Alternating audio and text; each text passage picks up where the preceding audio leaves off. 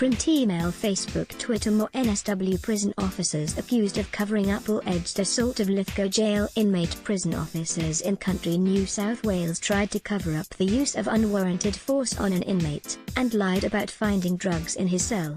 A corruption inquiry has heard. NSW Independent Commission Against Corruption is investigating allegations an inmate was assaulted by officers in his cell at Lithgow jail in February 2014. It is alleged they fabricated an incident report and either destroyed or failed to keep CCTV footage of the area outside his cell. Counsel assisting the inquiry Sam Duggan said the prisoner, who was an associate of an outlaw motorcycle gang and cannot be named, was admitted to hospital with multiple injuries, including a black eye and rib injuries, but was discharged and sent back to the jail the same day.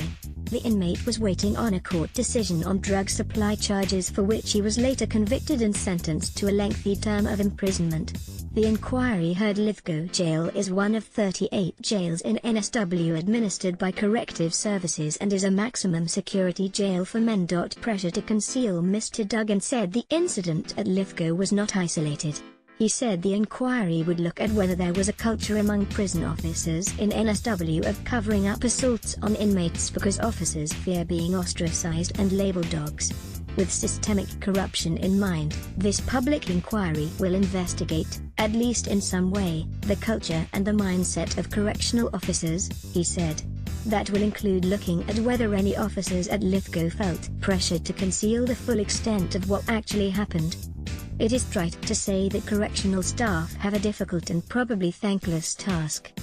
In performing their task, correctional staff are given power over inmates. However, with those powers comes responsibility. The inquiry heard the prison reported being assaulted on February 19, 2014, after a verbal exchange with prison guards over an intercom. Mr. Duggan said the inmate was in a segregation cell for his protection from other inmates. At some point during the intercom conversation, an immediate action team was radioed to go to the cell, Mr. Duggan said. There was some sense of urgency conveyed in that radio call, he said. Counsel assisting said the prisoner, who was an asthmatic, claimed to have been assaulted by more than one officer in his cell. Report was written to make things look good. Mr. Duggan said one incident report prepared by prison staff stated that officers entered the inmate's cell for a routine drug check, but, he said, a drug alleged to have been found in the cell might have been planted. Obviously, this report says nothing about any assault, he said. It suggests the injuries were sustained by the inmate in a slip and fall. The truth or otherwise of the matters stated is a focus of this inquiry. A former staff member at Lithgow jail told the ECO aspects of a staff report into the assault are a fabricated lie. He said the report was written to make things look good and clear the mess up. The former staffer said he was told by other colleagues that things had to be made to look good because the incident might come back to bite them.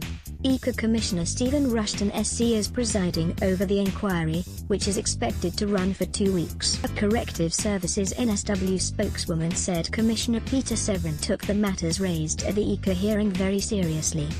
We have cooperated fully with this inquiry and will continue to do so, the spokeswoman said. These allegations, if proven, represent completely unacceptable behavior.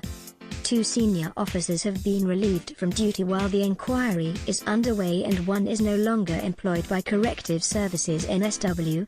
Print email Facebook Twitter